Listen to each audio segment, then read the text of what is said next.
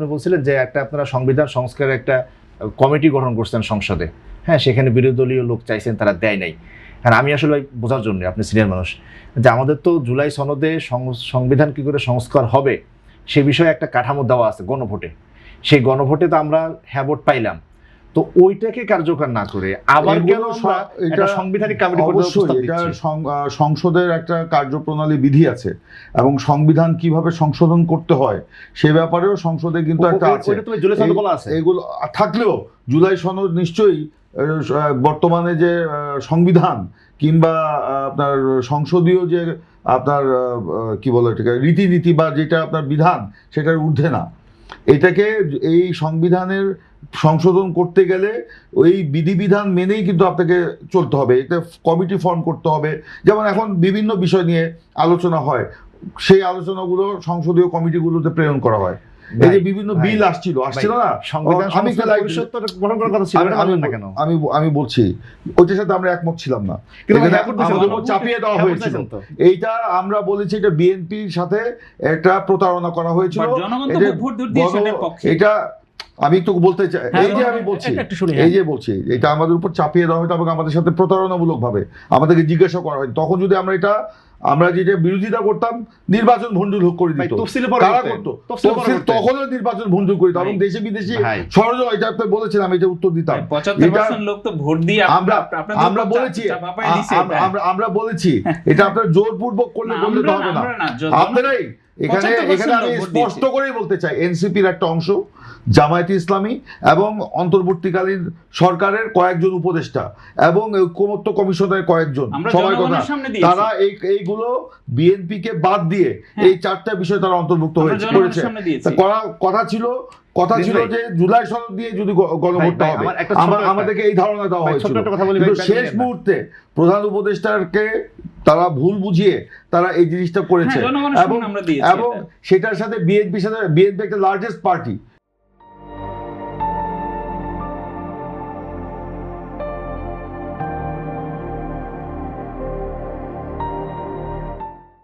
এই দেশের জনগণ বিএনপিকে কিন্তু ভোট দিয়ে নির্বাচিত করেছে। আমাদের সাথে এটা প্রতারণা করে, তারপরে কিন্তু আমরা গণভোটের রায় বাতিল করি নাই, আমরা এখনো বলি নাই গণভোটের রায় বাতিল হয়ে গেছে। আমি শেষ করি ভাই, আমার একটু বোঝার জন্য ভাই, সেটা হলো যে আপনারা বলতেছেন যে বিএনপি জামাত সবাই মিলে ষড়যন্ত্র করতেছে। বিএনপির মতো একটা দল ভাই, তাদের শক্তি কি এত কম হয়ে গেল যে আমরা প্রশাসন অন্তর্বর্তীকালীন সরকারের শেষের দিকে যে কার্যক্রমগুলো ছিল বা যেটা বলি প্রথম থেকেই বলি, প্রথম থেকে শেষ পর্যন্তই আমরা তাদের মধ্যে একটা ধোঁয়াশা দেখেছি। এই সরকারকে তো আমরাই সমর্থন করেছি, রাজনৈতিক দলগুলোই তো সমর্থন করে। আমরা প্রথম থেকে বলে এসেছি অন্তর্বর্তীকালীন সরকারের সাথে রাজনৈতিক দলগুলোর একটা নিবিড় সম্পর্ক থাকা প্রয়োজন এবং সেই সম্পর্কটা অন্তর্বর্তীকালীন সরকারকেই করতে হবে। কিন্তু বিভিন্ন ক্ষেত্রে দেখা গিয়েছে যে সেখানে অন্যান্য বিশেষ করে জামাত সহ এনসিপি সহ তাদের সাথে এক ধরনের সম্পর্ক ছিল, বিএনপির সাথে আরেক ধরনের সম্পর্ক ছিল এবং বিএনপিকে অনেক কিছু বাইরে কিন্তু রাখা হচ্ছে। বিশেষ করে শেষের দিকে এই যে আপনার যে গণভোটের আপনার যে বিষয় যেগুলো রাখা হবে, টোটালি বিএনপিকে এর বাইরে রাখা হচ্ছে। আমরা যখন শুনতে পেরেছি যে এরকম হচ্ছিল, আমরা অফিসিয়ালি ডেলিগেশন নিয়ে গিয়ে এর প্রতিবাদ করেছি। আমরা বলেছি এটা করা ঠিক হবে না, কিন্তু সেটা আমাদের কথা রাখা হয়নি বা আমাদের সাথে যে ধরনের কথা বলা হয়েছিল সেটাও কিন্তু পরবর্তীতে আমরা দেখতে পাইনি। না, আমরা না ভোটে আমরা ওইটা যেতে চাইনি। আমরা তো কেন না ভোটে যাব? আমরা কি গণভোটের রায় কি আমরা বলেছি যে আমরা বাস্তবায়ন করবো না? আপনারা জোর করে আমাদেরকে না এদিকে নিয়ে যেতে চাচ্ছেন। আমরা জুলাই সনদ বাস্তবায়ন করব, যেটা আমরা স্বাক্ষর করেছি। ওই গণভোটের মধ্যে যা আছে, বিষয়গুলোর মধ্যে যা আছে, আমরা তো বলেছি 3.5টার সাথে আমরা একমত। আচ্ছা, 3.5টার সাথে একমত, ওইটা আমরা বাস্তবায়ন করব, আমরা করব। আমি একটু শেষ করি, এটা সংসদ না, আমি এটা সওয়াল জবাবের মতো এই জিনিসটা আমরা করতে চাই না। আমি যেটা করতে চাই, যেটা বলতে চাই, আমরা আগেও বলেছি, এখনো বলছি, জুলাই সনদ আমরা বাস্তবায়ন করব এবং যেটা সংসদের দক্ষিণ প্লাজায় বসে আমরা একত্রে স্বাক্ষর করেছি সেটা বাস্তবায়ন করতে বিএনপি অঙ্গীকারবদ্ধ এবং সেটা আমাদের নির্বাচনী ইস্তেহারে রয়েছে। এটা নিয়ে কোনো ভাই, ধোঁয়াশা নেই, ভাই, উচ্চকক্ষ কিন্তু করবেন? সে অবশ্যই উচ্চকক্ষ করবো, আচ্ছা, করবো না কেন আমরা? আলহামদুলিল্লাহ, উচ্চকক্ষ অবশ্যই করবো। আলহামদুলিল্লাহ ভাই, কেন করবো? আমাকে মানা করেছি উচ্চকক্ষ করবো না? আমি আপনার এসে স্যালুট করে যাবো ভাই। আমাদের এটা নিয়ে সেশন হয়েছে গত মে মাসের 9 তারিখে কৃষিবিদ ইনস্টিটিউটে। আমাদের মাননীয় প্রধানমন্ত্রী তারেক রহমান আমাদের তৃণমূলের নেতাদেরকে ডেকে আমাদের সারা দিন ব্যাপী এটা নিয়ে সেশন হয়েছে। এবং কোনটা আমরা কি জুলাই সনদ নিয়ে আপনাদের যে অপপ্রচার, সেই অপপ্রচারের বিরুদ্ধে জনগণকে সচেতন করার জন্য আমরা লিফলেট দিয়েছি। সেই লিফলেট আমরা গ্রাফ এঁকে দিয়েছি যে আমাদের অবস্থানটা কোথায়, এবং এইগুলো আমরা বাস্তবায়ন করতে অঙ্গীকারবদ্ধ। তো এগুলি নিয়ে কোনো ধোঁয়াশা আপনারাই তৈরি করছেন, এগুলি তৈরি করে আপনারা জনগণকে একটা বিভ্রান্তি সৃষ্টি করছেন। এগুলি দয়া করে করবেন না। এগুলো আপনার জুলাই যে গণ অভ্যুত্থানের আকাঙ্ক্ষার সাথে যায় না। আপনারা এই যে এনসিপি নেতা পাশে বসে আছে, ওনারা তো নতুন বন্দোবস্তের কথা বলেছিলেন, সেই নতুন বন্দোবস্ত কি আমরা ওনাদের কার্যক্রমে দেখতে পাচ্ছি না। ওনারা যখন অন্তর্বর্তীকালীন সরকারে ছিলেন, সেই সময় ওনারা ওনাদের আসনগুলিতে পাশ করানোর জন্য এই যে এলজিআইডি মিনিস্ট্রি থেকে ওনাদের একজন উপদেষ্টা ছিলেন, সেখানে কোটি কোটি টাকা এক একটা আসনের জন্য বরাদ্দ নিয়ে যাওয়া হয়েছে। আমরা বলছি না ওনারা চুরি করেছেন, আমরা বলছি না ওনারা ডাকাতি করেছেন, আমরা বলছি না ওনারা লোপাট করেছেন, কিন্তু ওই যে বৈষম্য বিরোধী আন্দোলন করেছেন, কিন্তু ওখানেই তারা বৈষম্যের স্বীকার করে দিয়েছেন যে ওনাদের এই আসনগুলোতে যে এখানে কোটি কোটি টাকা এলজিআইডি মিনিস্ট্রি থেকে নিয়ে যাওয়া হয়েছে নির্বাচনের আগ মুহূর্তে সেটা বাস্তবায়ন করে জনগণের কাছ থেকে ওনারা ভোট দেবে। এক একটা ওনাদের সেসব নেতাদের এক একটা মসজিদ মাদ্রাসায় আপনার 50 লক্ষ 30 লক্ষ টাকা করে দেওয়া হয়েছে। ওনাদের সেই নেতা যখন কুমিল্লার একটি আসনে দাঁড়াবেন না বলে আবার ঢাকার আসনে যখন ভোট ট্রান্সফার করলো, ঢাকার ধানমন্ডি মোহাম্মদপুরের বিভিন্ন মসজিদে সেই 5-7 দিনের মধ্যে ব্যাকডেট দিয়ে আপনার সেই মসজিদ মাদ্রাসায় আপনার অনুদান দেওয়া হচ্ছে 30 লক্ষ 40 লক্ষ টাকা করে, 50 লক্ষ টাকা করে। এভিডেন্স ফাইল পত্রে আছে, আপনারা নিয়ে যান দেখে আসুন। এটা বলা হয়েছে, সেই সময় বলা হয়েছে এটার নাম কিন্তু বৈষম্য বিরোধী অবস্থান নয়, এটা বরঞ্চ ওনারা বৈষম্যের স্বীকার করেছেন। আপনারা তো অন্য রাজনৈতিক দলের নেতাদেরকে দেন নাই। হ্যাঁ, জামাতের কিছু কিছু নেতার জায়গায় আমরা দেখেছি এই কাজগুলো ওনারা দিয়েছেন, এই এলজিআইডি মিনিস্ট্রি থেকে দিয়েছেন, এই ত্রাণ মন্ত্রণালয় থেকে দিয়েছেন, এই যোগাযোগ মন্ত্রণালয় থেকে আপনারা সে সময় দিয়েছেন অন্তর্বর্তীকালীন সরকারের সময়। কই আপনারা বিএনপির কোনো নেতার নামে তো বিএনপি সব না দেন, তারেক রহমান তো বিএনপির চেয়ারম্যান, তার এলাকাতেও দেন নাই।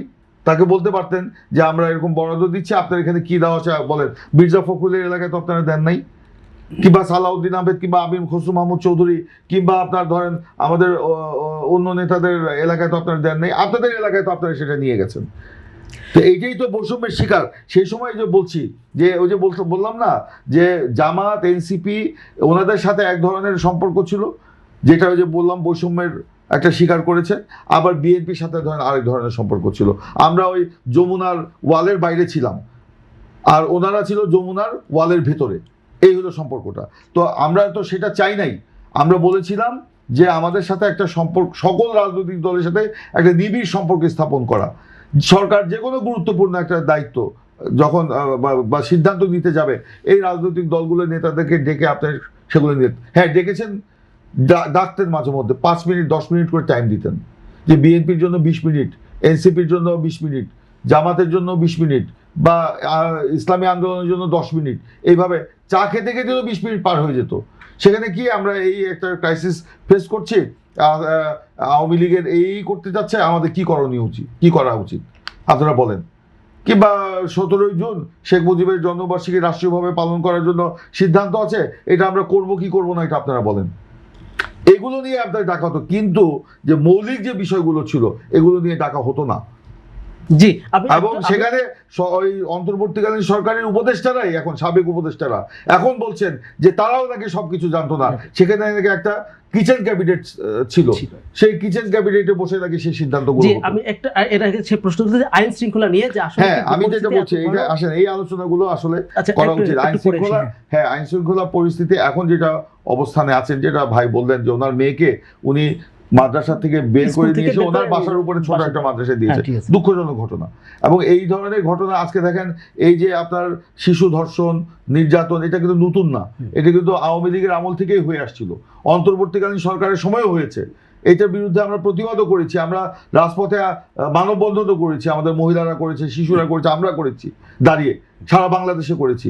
সেটা এই সময় হোক, এটা আমরা চাই না। কিন্তু আজকে মানুষের একটা কিছু মানুষের মধ্যে একটা মানে মানসিক, এটা কি বলবো, এটা অমানসিকতা আমরা লক্ষ্য করছি। এটা সমস্ত কিছুর বাইরে, এই যে আপনার ধরেন মানে গ্রামের বলেন বা শহরেরই বলেন, উঠতি একটা শ্রেণী আছে বা তারা আজকে সমস্ত নীতি নৈতিকতার বাইরে গিয়ে তারা এই সবগুলো কাজ করছে। আজকে অনলাইন জুয়া, আমি তো জানতামই না যে এরকম অনলাইন জুয়া, কিন্তু অনলাইন জুয়া আমাদের যুব সমাজকে খেয়ে ফেলছে। অনলাইন জুয়া, মাদক খেয়ে ফেলছে। আজকে এগুলোকে আমাদের অ্যাড্রেস করতে হবে, এগুলোর থেকে আমাদেরকে সমাজকে আমাদের রক্ষা করতে হবে। সেই জন্য আইন শৃঙ্খলা রক্ষার জন্য যেটা প্রয়োজন, আপনার গত বছরের যে তুলনায় সংসদে স্বরাষ্ট্রমন্ত্রী তো এটা নিয়ে বক্তব্যই দিয়েছেন যে গত বছরের যে তুলনা, সেই তুলনার সাথে এইটা তুলনা করলে খুব একটা যে হেরফের না, আমরা গত বছরের থেকে ভালো অবস্থানে আছি। কিন্তু এই অবস্থানে আমরা হ্যাপি না, খুশি না, এটাকে আরো উন্নত পর্যায়ে নিতে হবে।